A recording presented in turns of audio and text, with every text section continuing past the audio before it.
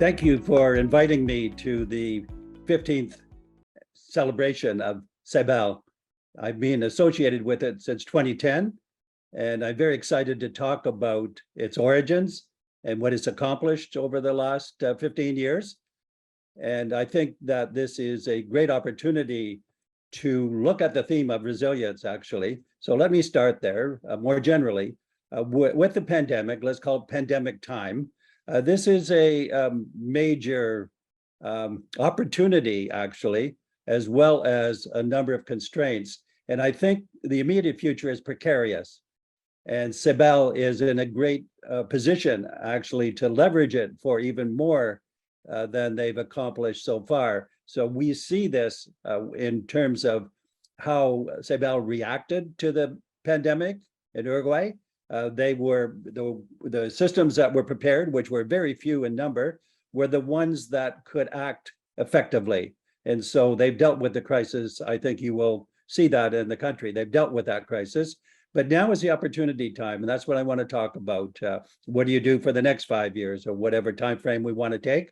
And I want to go back a bit to the beginning.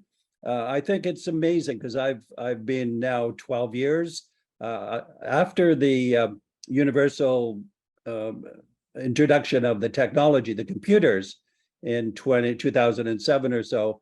I was invited by the president, Miguel Brechner, to go down and assess where the situation was, where it should go from there.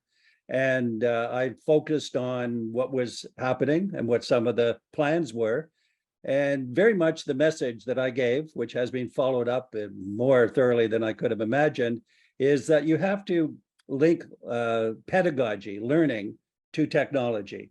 Technology by itself will not go very far. It's important for equity, but it will not meet those goals if teachers and students and parents don't have participation in the learning part, the pedagogy part, changing the role of teachers, changing the role of students, and even of parents and community.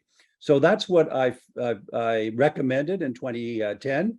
And what I will say about the evolution of this, because now I've been part of it for these 12 years, is that there was no grand plan at the beginning, but somehow the right instincts were there, what to do. So they did follow the broad recommendation, began to develop the linkage to the learning part. And I just want to go through, if we just think of the three levels of the policy level, let's say the middle level, which is the communities and regions, and then the individual local school level.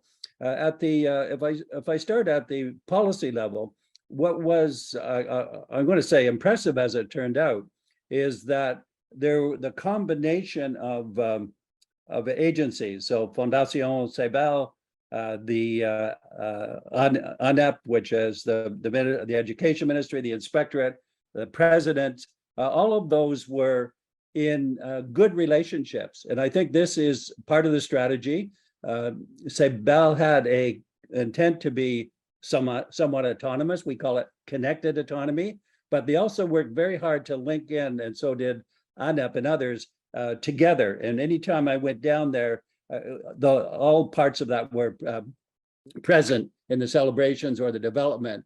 And I think it's also remarkable that you've had, I guess, 4 different presidential pieces, 2 different parties since that time, and there's been the same degree of rapport and focus at the top. So that rapport at the top is crucial. That's one thing. Secondly, in the middle, which is the regions and the local government or the local communities, there's been an equal attention to partnership to develop small scale innovations.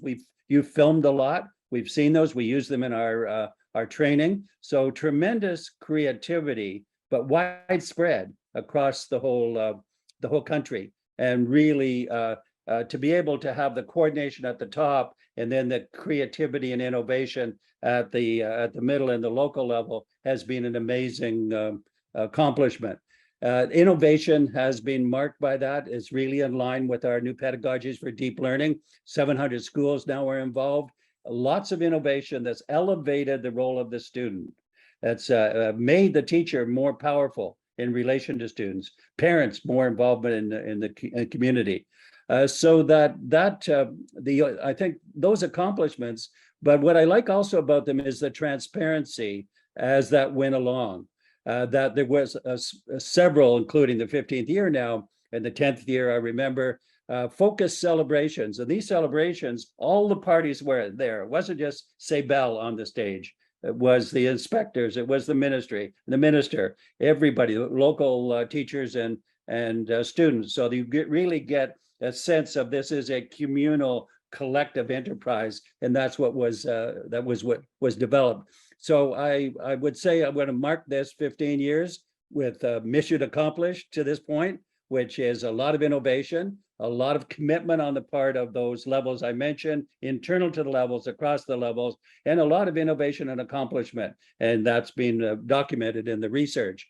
So the question is, what happens now? And I would say that the outreach to the world, let's put it that way, we can confine that a little bit, but the outreach has been always strong, because when we partnered with Ceibal and back at the beginning, 2015, when we started, 100 schools all the way up now to 700, we've always had full participation. Our people working in Uruguay, having your teams come as part of our international presentations and conferences. So there's always been a steady flow of that. But right now, I think the future, this is the point I want to end with.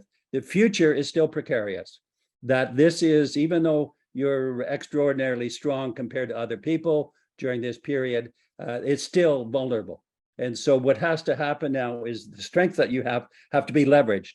And I'm going to think of it leveraged in two ways. One is to continue to innovate now as the pandemic recedes, hopefully. But this part here, I'd say, can go either way. On our own work, we think of it may be successful, but it's vulnerable to problems. So this is where your strengths need to be especially strong to go to the next phase. So I see that really very much in the commitment of the president now of Ceibal. Also the people that we interact with, there's a very strong commitment to get even better now that we are in 2022, 2023. So immediate future, I think two things. One is to consolidate the strength intra-Uruguay, that is to say, Ceibal, its research, its development, its innovation, its definition of what is needed to have success, to have a prosperous country, the democracy, the equity, the well-being, the learning, all of that is really strong, needs to be reinforced. And then the way I would put it is that probably you need two divisions in Ceibal. One, the one I just described, which is inside the country, beginning to consolidate and be even more innovative. The second division, and I think this is a separate entity, is one that will be helping and developing internationally in LATAM. So Brazil, Paraguay, Argentina, Chile, some of which we're involved in, Chile, for example. So this ability to have an external face to the rest of LATAM and an internal focus to the country. I think you need both of those coexisting.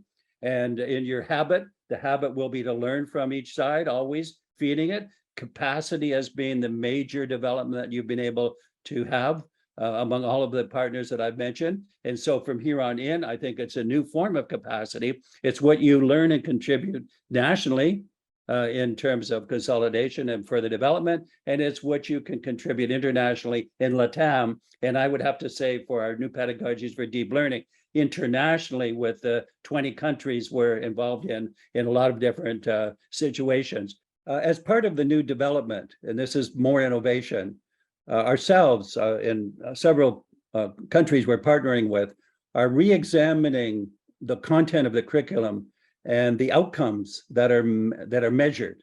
We still have the outcomes about literacy and numeracy and continuing education, but there's a new movement, and we have been part of this with Ceibal for competencies that are built into the teaching and learning, that are assessed, that become part of describing the success or failure of the education system in the country. Those competencies are the 6 C's, for example, character, citizenship, collaboration, communication, critical thinking, creativity.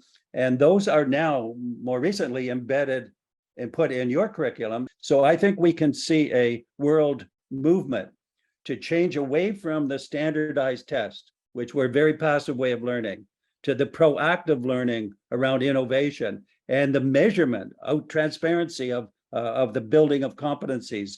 So the competencies in your curriculum provide a new opportunity to innovate in a very direct way that will benefit the students, the teachers, the communities, the country as a whole. This is the movement that we are all involved in at this period when it comes to the innovations that we've been talking about and working on with you.